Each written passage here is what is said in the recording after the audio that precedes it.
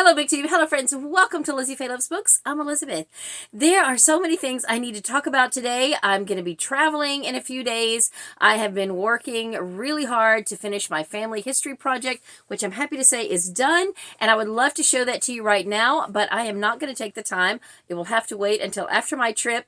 But right after I get home from my multi-state trip, there is a readathon that is happening that Sarah, the bookish knitter, and myself have been hosting for several years now, and we are bringing it back again this year, and we thought it would be a good idea to go ahead and announce it before the end of March so that you can plan it into your April TBR.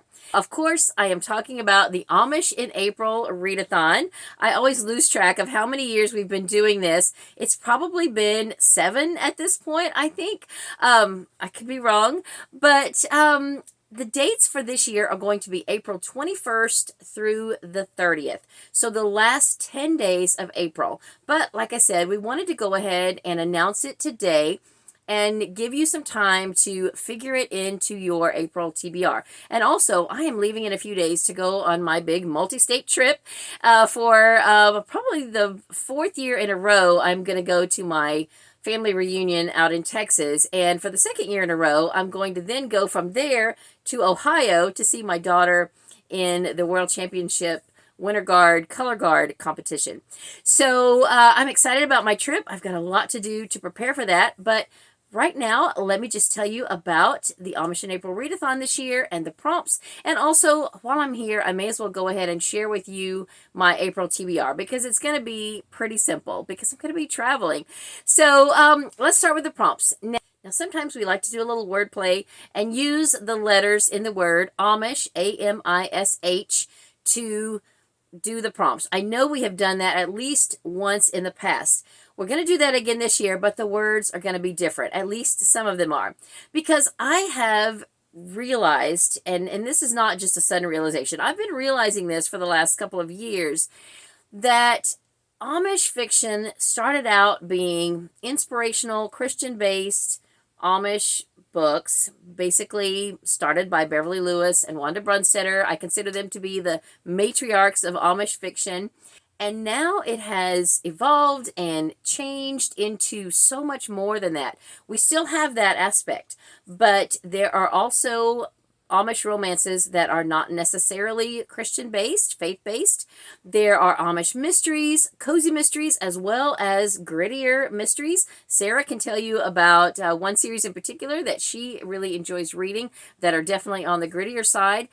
And I have discovered lately several books written for or about Amish children. And there are just so many aspects to Amish literature that I proposed to Sarah that we use the words A-M-I-S-H and we encourage you to read Amish books from different genres. It may be harder for some of you than others, and so I've thought of some alternatives that you can, of course, fall back on, and I've even come up with a few just today that I didn't even run past Sarah. She's probably already got her video filmed before I'm filming this. It's probably already even uploaded by now. But I have thought of a few ideas that I personally would accept as you know, use of the prompts. But I first want you to try the initial idea and see what you can come up with. And if it's just too hard or you just are not feeling it, then you could fall back on the alternate. So let's just get started. For the letter A, this one's going to be easy. It's anything Amish. You could literally read anything that has even one Amish character, and that will work for this prompt. So fairly straightforward. I'll go ahead and tell you what I have planned for that prompt, and that is going to be some Beverly Lewis books. I have 4 here because each year for the last few years, I have set a goal to read not only all of Beverly Lewis's series books, but also her standalone books. I've done better with the series than the standalones, believe it or not. But the series I'm planning to read or listen to this year is the series called Annie's People. And I've got them here. I own them. The first one is The Preacher's Daughter. The second one is The Englisher. And the third one is The Brethren. And these are all on audio on Hoopla, and I plan to listen to all of those.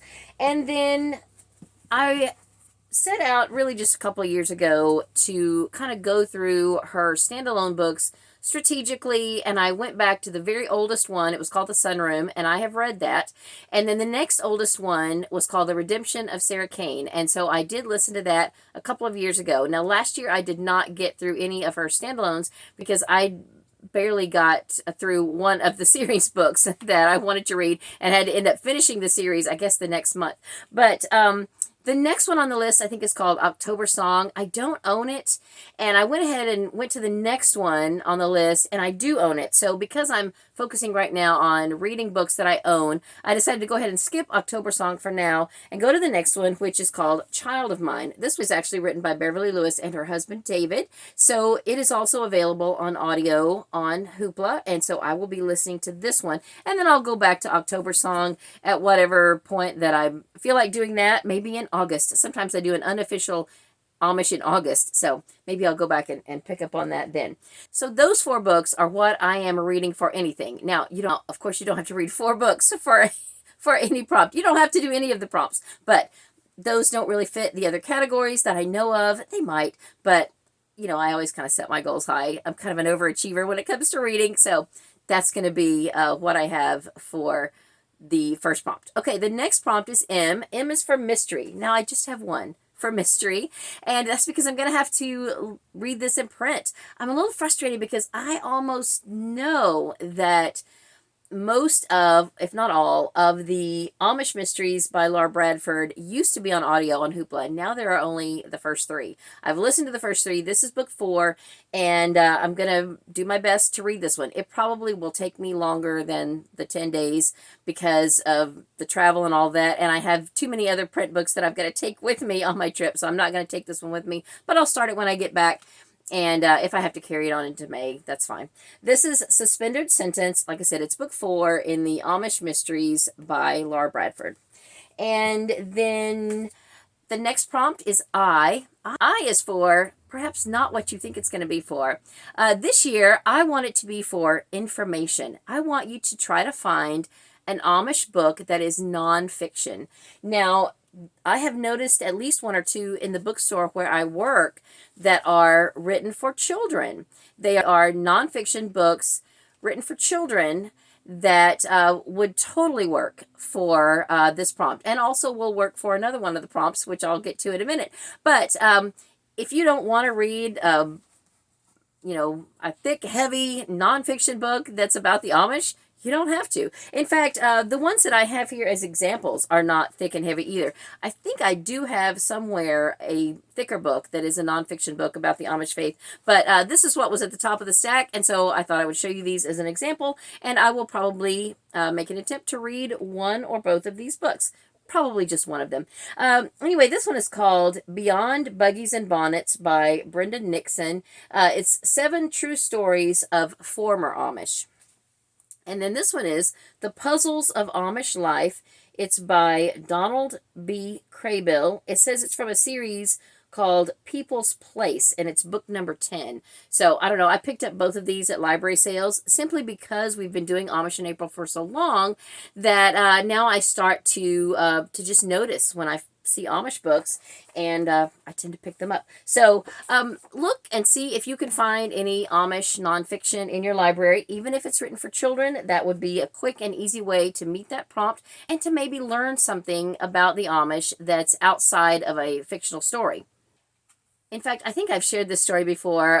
One time a few years ago, I was chatting with an Amish man who was in our community for a festival. He had been hired to bring his horse and buggy to this festival to give buggy rides. And I was chatting with him outside of that event, and he had visited our church, actually. And I was telling him that, I like to read books that are about Amish people and set in Amish country. And I asked him kind of, if he had any perceptions or thoughts about those books. He said something like, well, I think some are probably true and some are probably not true.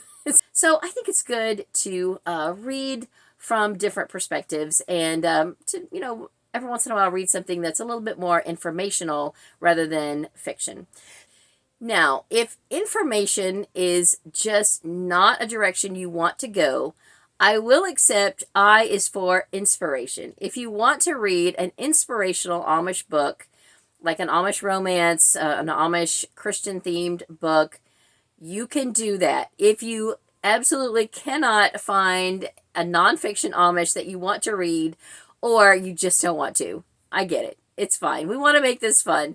But I would encourage you to try to find something informational first. So the next prompt is S. S is going to be for sweetheart. Read an Amish romance. Now, you can find these everywhere. Harlequin has a love-inspired line of books that are lightly faith-based, and I would say probably half of what comes through that love-inspired line are Amish-themed books. They are very easy to find. Also, the bigger Amish authors that you have heard about, not only Beverly Lewis and Wanda Brunstetter, but quite a few other authors like Beth Wiseman, Amy Clipston, all of those write books that have romance elements in them. So an Amish romance is not hard to find at all, and I hope that you can find a good one.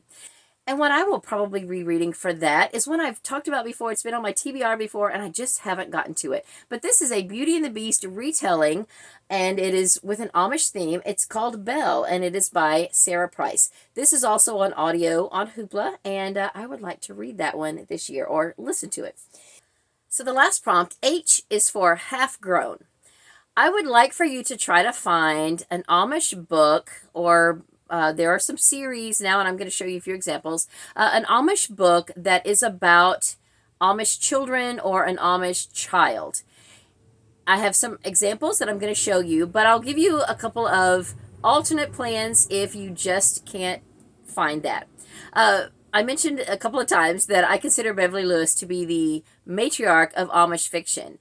She has a series of books that are not Amish themed, but they are for and about children, and I would accept this. If you would like to read any of these books, this is a series called The Cul-de-sac Kids. I've got this little box set that's book 7 through 12 that I found at the bookstore where I work. I am trying to collect the whole series. I have a couple of others. I have read a couple of these before. These are what I would consider first chapter books. They are for early to mid elementary, before you graduate on up into the middle grade books. But these are delightful. They are not Amish themed, but they are by Beverly Lewis. So if you would like to read a Cul-de-sac Kids book, I would accept that for the half-grown H prompt.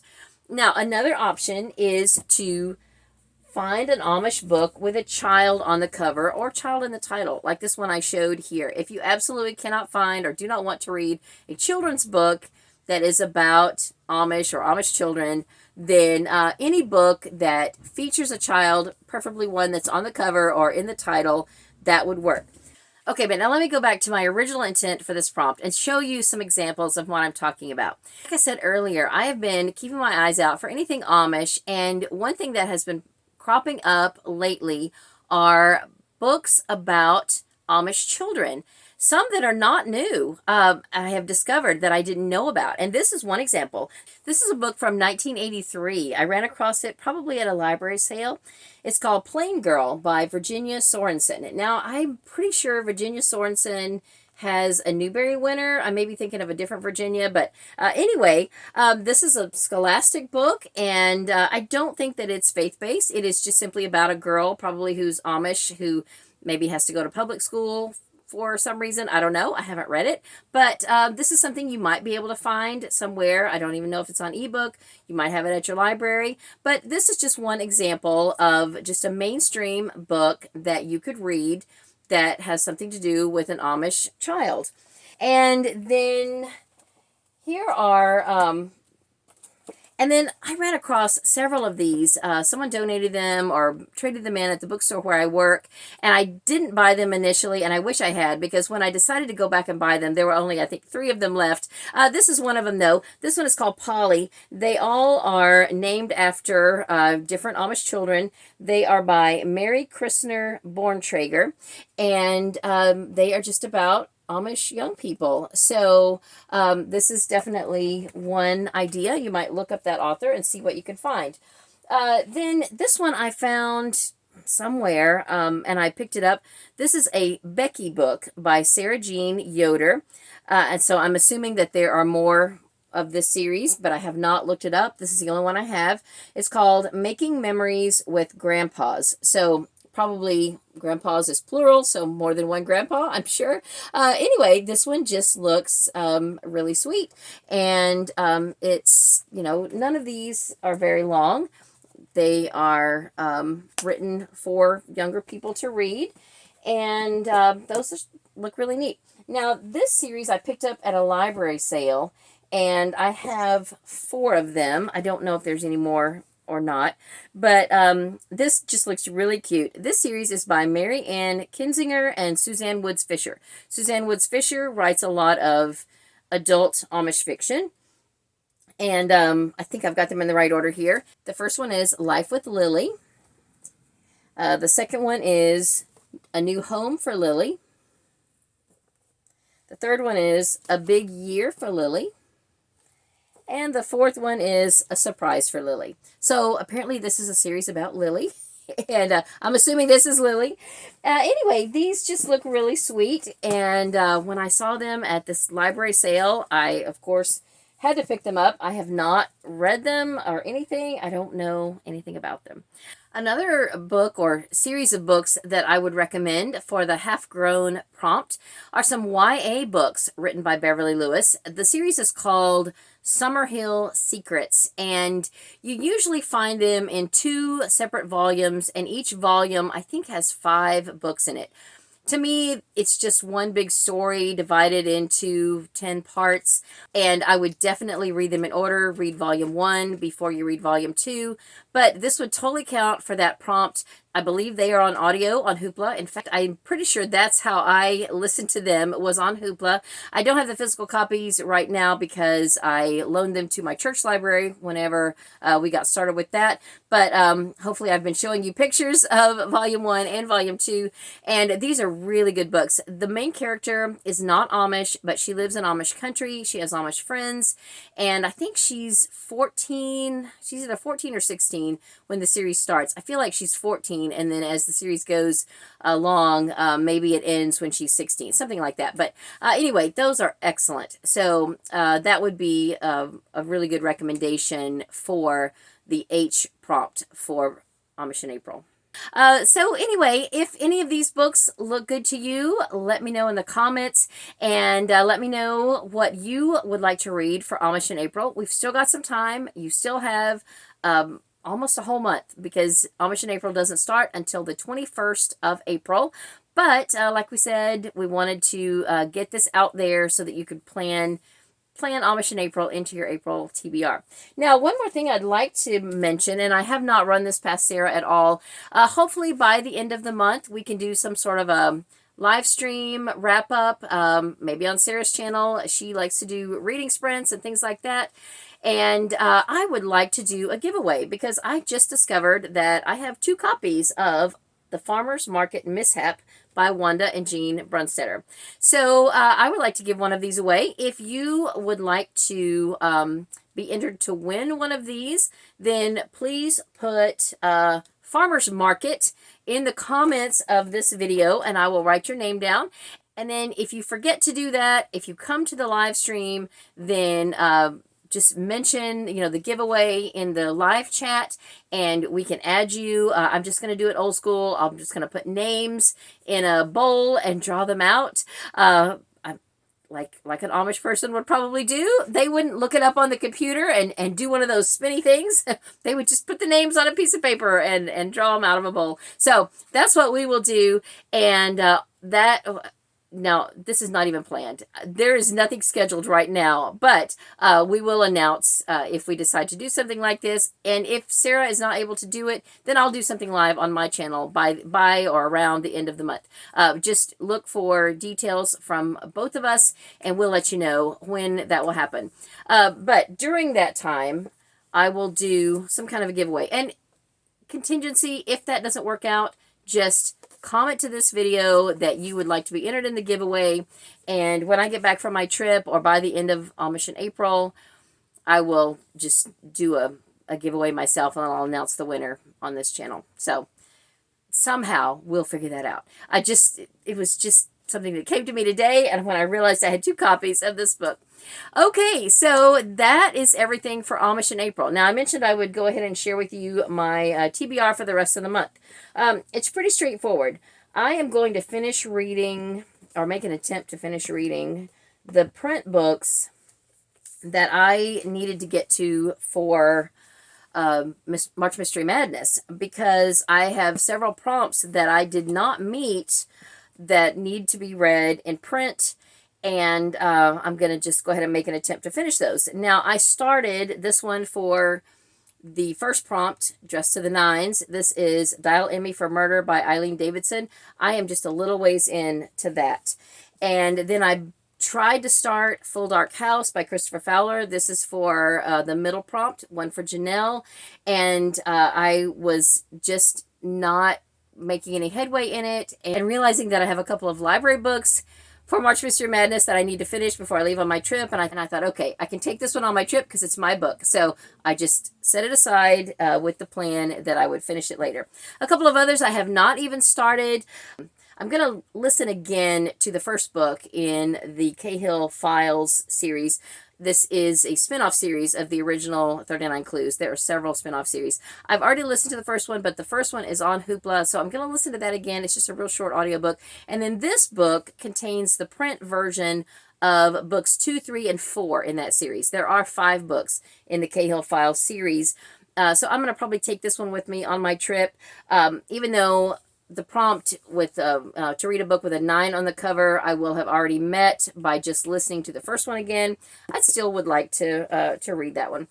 And then for a book with a quilt on the cover, I want to read Secret in the Stitches. This is one of the Patchwork Mysteries. It is book 8. And this particular one is by Joanne Brown. I read one of these in February. Really enjoyed it. It was really fun to get back into the series, and I have been looking forward to this all month. I just have not started it yet. So I have kind of a little stack to take with me on my trip, and I don't tend to get a lot of reading done while I'm traveling because I'm driving some at night, but there are times when we do actually stop at a hotel. We'll probably spend a night or two at my sister's, things like that. At bedtime, I can read a little bit. And I've been reading a really big chunker for my devotional time.